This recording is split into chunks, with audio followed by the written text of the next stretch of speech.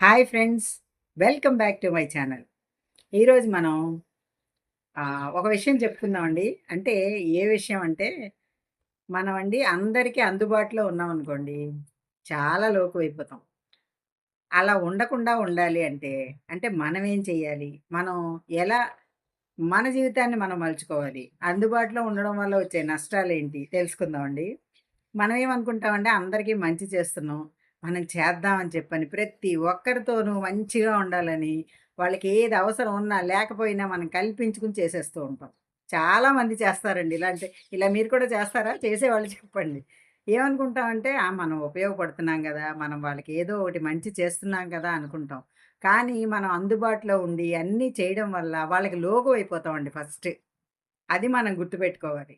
ఏముందిలే మనం ఈరోజు ఏదైనా అన్నా రేపు తనే వస్తుంది అనే ధ్యాసకొచ్చేస్తారండి వాళ్ళు ఎదుటి వాళ్ళు. అందుకని మనం అన్నిటికి అందుబాటులో ఉండకూడదండి. కొంచెం ఇగ్నోర్ చేయడం గూడా నేర్చుకోవాలి. ఎలా అంటే మొత్తం మనం వాళ్ళని వదిలేసినట్టు ఉండకూడదు. అలా అని వెళ్ళిపోయి అవసరం ఉన్నా లేకపోయినా వాళ్ళకి కావాల్సిన పని, అవసరం లేని పని, అవసరమైన పని అన్నీ మనం చేసేయకూడదు. అలా ఉండకూడదండి. ఏది అవసరమో, ఏది ఎంతవరకు ఉండాలి, ఎవరితో ఎంతవరకు ఉండాలో అంతవరకే మనం ఉండాలండి. అలా ఉంటే మన జీవితం బావుంటుంది. ఎదుటి వాళ్ళతో మన ఫ్రెండ్‌షిప్ కూడా బావుంటుంది. అది ఫ్రెండ్‌షిప్ అనండి, బంధుత్వం అనండి ఏదైనా సరే. ఎక్కువ అందుబాటులో ఉంటే మాత్రం చాలా ప్రమాదాలుంటాయండి. ఎందుకంటే ఫస్ట్ మనం ప్రతి దానికి మనం హెల్ప్ చేస్తున్నాం అనుకోని మనం చేసేస్తూ ఉంటాం. వాళ్ళు దాన్ని ఏం చేస్తారంటే అలుసుగా తీసుకుంటారు. మనం ఏది చేసినా ఈ అమ్మాయి మన ఇంటి చుట్టే తిరుగుతుంటుందిలే. వాళ్ళకేం పనా పాటా? అమ్మాయికేం పని లేక మన ఇంటి చుట్టూ తిరుగుతుంది. మనకన్నీ చేసి పెడుతుంది అనుకుంటారు. అంతేగాని మనం ఏదో ఉపయోగపడుతున్నాం అనే దృష్టితో మనం సాయం చేద్దామని చేస్తున్నామని చేస్తే అనుకోరండి. ఈ రోజుల్లో మనుషులందరూ గూడా అలాగే ఉన్నారు. అందుకని మనం కూడా కొన్ని కొన్ని ఇగ్నోర్ చేయడం నేర్చుకోవాలండి. ఎందుకంటే కొన్ని కొన్ని వదిలినట్టు ఉండాలి. అలా అని పూర్తిగా పట్టుకున్నట్టు ఉండకూడదు. అలా అని పూర్తిగా వదిలేసినట్టు ఉండకూడదనమాట. అలా మసులుకోవాలి. ఎలాగో అంటే వాళ్ళకి అవసరమై వాళ్ళు పిలిచారనుకోండి ఏదైనా పనుంది. ఇలా నాకు కొంచెం సాయానికి రా పలానా బజార్‌కెళ్దాం. లేదు ఏదో షాపింగ్ ఉంది తోడొస్తావా అనో, లేకపోతే మా ఇంట్లో చిన్న పనుంది సాయం చేసి పెడతావా అని వాళ్ళు అడిగేటట్లు ఉండాలండి. వాళ్ళు అడిగితే మనం వెళ్లి చేయడం వరకు ఓకే. కానీ మనంతట మనం ఖాళీగా ఉన్నప్పుడు ఎళ్లి కూర్చొని, వాళ్ళ ఇంట్లో ఏదన్నా పనుంటే మనం చొరబడిపోయి చేశామనుకోండి, ఆఖరికి మనం ఎందుకు పనికిరానోళ్ళ కింద తీసి పారేస్తారు. ఇవి చాలా వరకు జరుగుతున్నాయండి.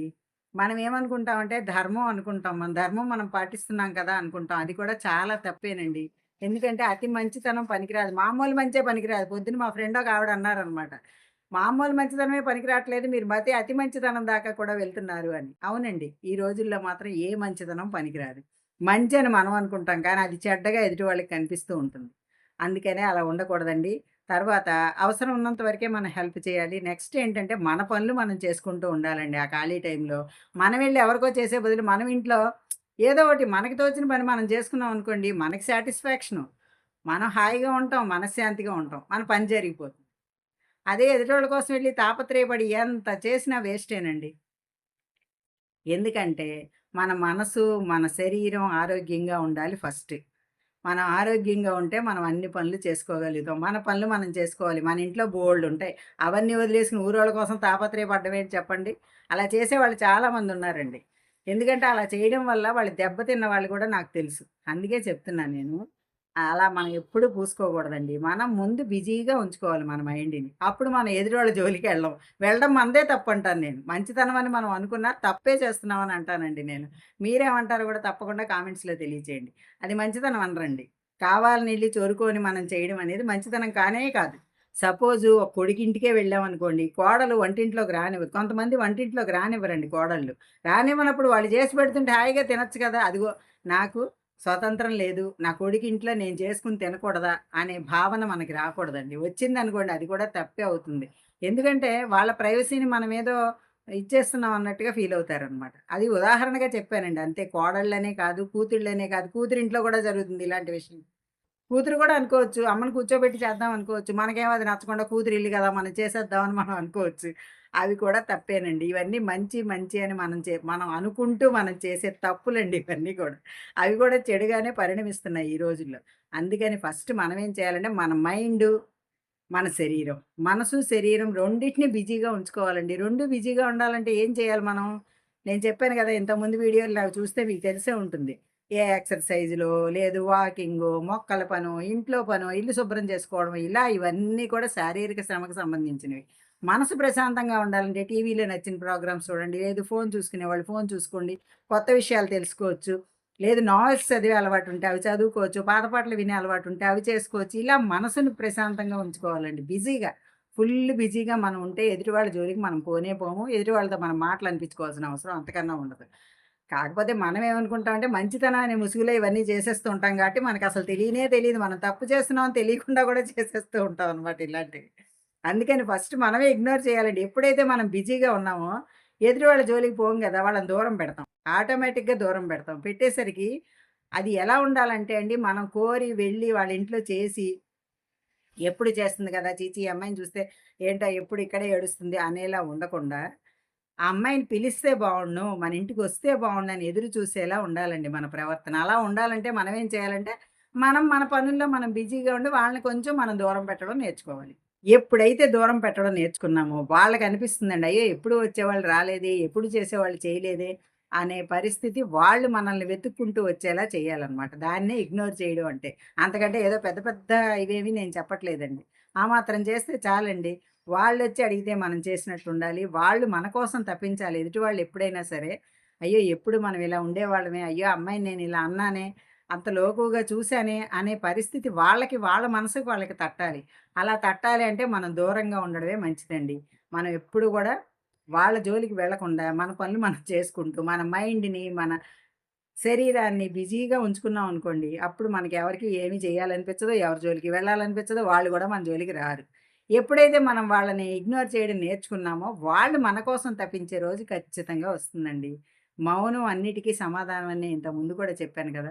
మనం మౌనంగా ఉండడమే, ఎవరి జోలికి వెళ్ళకుండా మన పనులు మనం చేసుకుంటూ, మనం ప్రశాంతంగా ఉంటే, ఎదుటోళ్ళు గూడా మన గురించి ఆలోచించే స్థితికొస్తారు. ఎందుకంటే, ఒకప్పటి మన స్నేహాన్ని ఎప్పటికీ మర్చిపోలేరండి. ఎందుకంటే మనం మంచితనం అనే ముసుగులో తప్పు చేస్తున్నామని నేనన్నా కూడా మనలో మంచి అంతో ఇంతో ఉంది. ఆ మంచి ఉండబట్టే వాళ్ళు మన కోసం తపిస్తారు. అదే మనం ఎప్పుడు చెడే చేసామనుకోండి మన కోసం ఎవ్వరు ఆలోచించరు. అలాంటప్పుడు మనం గూడా వాళ్ళ గురించి ఆలోచించక్కర్లేదు. అసలు చెడు అనే పదం వచ్చిన తర్వాత ఇక ఎంత పాజిటివ్ అనేదే కనిపించదు. అంతా నెగెటివే కాబట్టి ఆ విషయం మనం మాట్లాడొద్దు. పాజిటివ్‌గా మాట్లాడుకుందాం. మనం ఎప్పుడైనా ఎవరితో అన్నా కలవాలి అనుకుంటే, వాళ్ళు మనని కలవాలని మన నేచర్‌కి మనం కొంచెం చెప్తూ ఉండాలండి.